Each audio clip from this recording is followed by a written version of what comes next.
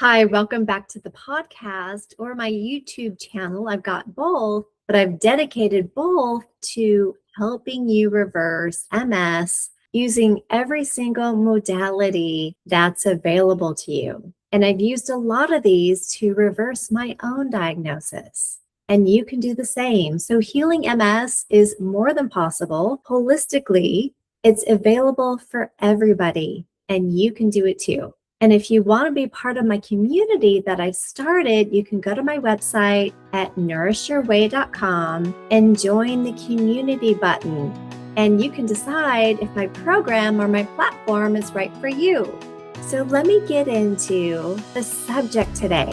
And I'm talking about a protocol that should have zero side effects and doesn't cost a dime and is arguably one of the most powerful anti-inflammatory methods you can use to start healing MS. And I'm talking about deep restorative sleep.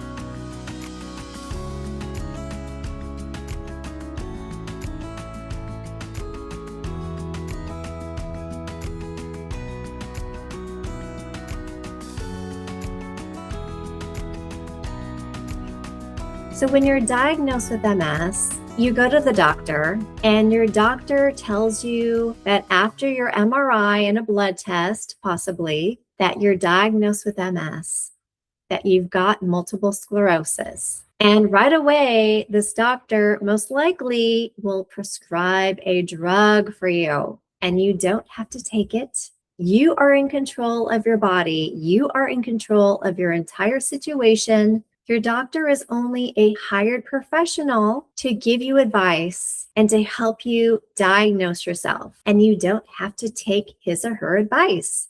You are in control of the entire process, and most people don't realize this. So today I want to fundamentally shift your thoughts about bedtime. Sleep isn't just about passive rest. It's your body repairing itself while it's in that deep restorative sleep.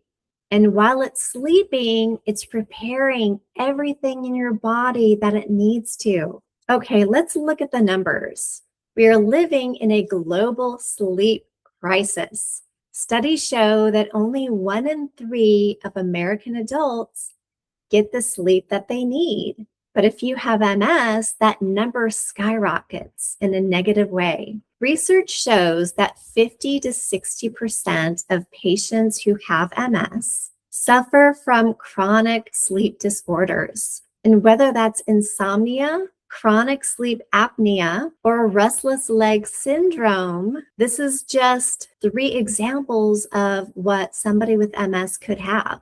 So here's how it impacts your body. When we lack sleep, our body stays in high alert. And this is when our cortisol, which is our stress hormone, spikes. So somebody with a chronic disease doesn't get the sleep they need. It means a foggy morning. And if you haven't had brain fog, you might not know what I mean. So for somebody with MS, a lack of sleep accelerates the immune system's attack on the myelin, which is the coating around your nervous system. It keeps the fire of inflammation alive, and that's what we don't want. So what actually happens when we're sleeping? So let's talk about our brain's night shift. What happens when we close our eyes and we fall asleep? So until recently, scientists didn't know how the brain cleanses itself. So the rest of your body has a lymphatic system that drains out toxins, but the brain doesn't have this kind of system. So the brain's dishwasher, if you want to call it this, is the glymphatic system. It was only discovered recently.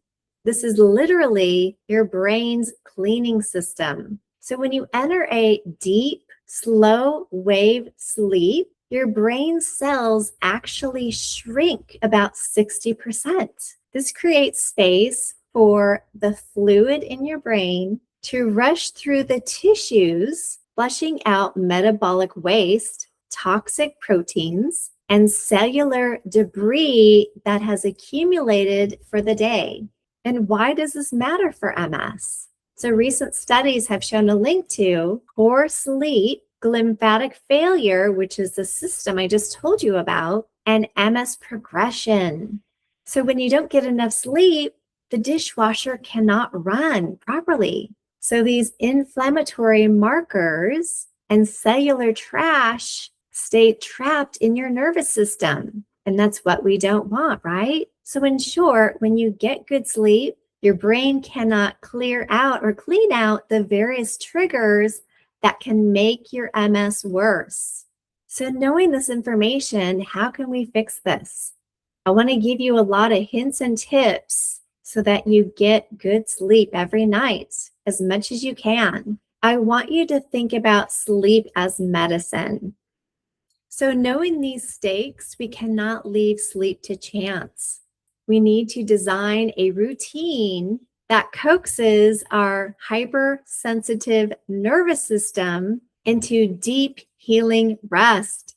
So I'm going to give you a 10-step toolkit to help you get there. I want you to get, if you can, a perfect night's sleep every night. I want to help you prepare your body for the best sleep possible every night.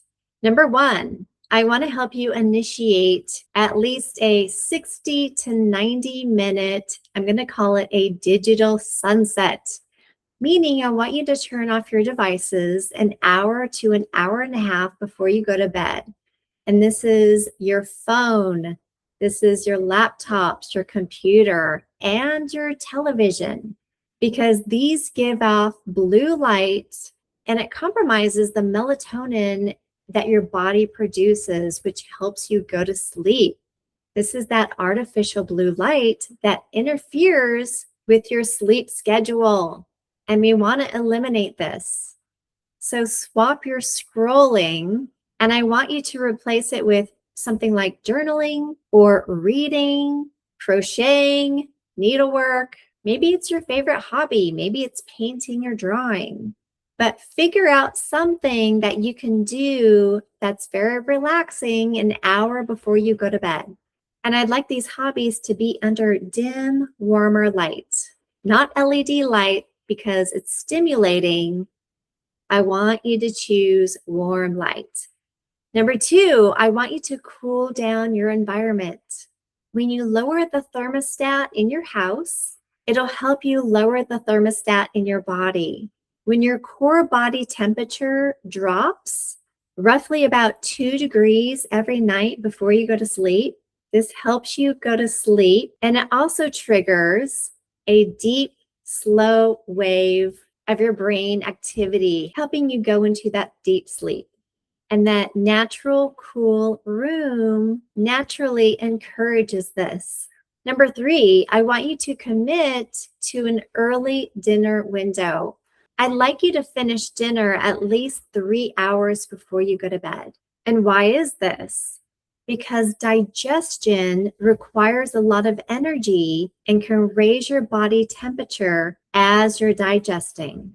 On an emptier stomach, keeping the stomach empty when you go to bed allows your body to redirect its resources. And this is towards cellular repair and neuroprotection when you're going to sleep. Number four, I want you to implement a liquid curfew, meaning instead of drinking large amounts of liquid before you go to bed, I'd rather you drink small sips of water if necessary, or small cups of herbal tea. And this would be about 2 or 3 hours before you go to bed. So for those managing MS bladder control issues, this small boundary helps you minimize those trips to the bathroom in the middle of the night. And we want to minimize the interruption of your sleep cycle. Here's another idea. You can take warm Epsom salt baths, and these have magnesium. So warm water relaxes the tight muscles. And I've done this on occasion. Sometimes I will take a warm shower before I go to sleep. The warm water helps me relax. And if you don't want to take an Epsom salt bath, you can take magnesium at night if you want. Magnesium helps your body relax and drift off into that great sleep cycle. Both of these things can also minimize muscle spasticity and restless leg syndrome if you have this. Number 6, I want to talk about herbal relaxation. Again, I just want to encourage you drinking a small cup of herbal tea because what this does is that it helps the body relax. Examples of this could be passion flower or chamomile tea. These naturally will increase the GABA waves in your brain. These can help quiet the racing thoughts in your head, and these prepare the brain for sleep. Number 7, execute a nightly brain dump. So in other words, I want you to clear the cognitive weight. Keep a journal by your bed. Any thoughts that you have, for example, things that you didn't get marked off your list today and that you need to do tomorrow, I want you to write them down because many times we don't want to forget to do certain things, right? And it keeps us up at night. I don't want you to worry about anything when you're trying to get yourself to sleep every night. When you physically transfer this mental clutter on paper, it signals your brain into a parasympathetic state, which is what you want for sleep. And this is rest and digest. Number 8, I want you to practice muscle relaxation. I want you to get rid of any physical muscle tension that you might have. Once in bed, you can spend about 5 minutes tensing and letting go of all the muscles in your body. If you start with your toes all the way up to your jaw, you can tighten muscles and then slowly release them. This will put your body into a very relaxing state. This sends a very powerful signal to your immune system that the day's battles are over and then it's time for rest. Number 9, I want you to establish your wake-up time. So in other words, sync your body's clock. I want you to go to bed and wake up at the same time every single day. And this includes weekends. This locks in your circadian rhythm and it helps your body's rhythm establish a predictable release of melatonin every single day. And number 10, I want you to seek out phototherapy every morning. What is this? This is when you spend 5 to 10 minutes looking at the morning sun. No, I don't want you to directly look at the sun. I want you to kind of look around it. But when you get sunlight in your eyeballs, this natural sunlight helps you wake up within that first hour. This locks in your circadian rhythm and stops melatonin production. So as you just heard, creating a sleep environment isn't just about luck. It's about being intentional about getting in your sleep because it's so important. I want you to think of sleep as medicine, just as I'd like you to think of other things that you do during the day as medicine, like your diet, getting outside, being in nature, taking breaks from your computer and at work. There's so many daily habits that we need to do to start healing MS. And I'm here to help you learn all of these. And don't worry to try to implement every single sleep idea that I gave you today. Pick 2 or 3 and start getting the sleep that you really need because I want you to heal. So when you flip off that night switch tonight, remember you're just not giving up on the day, that you're preparing your body for active, restoring, and healing sleep. So thanks for listening today. If you have any questions, you can email me at info@nourisherway.com. And until next time, you'll hear from me or see me in the near future.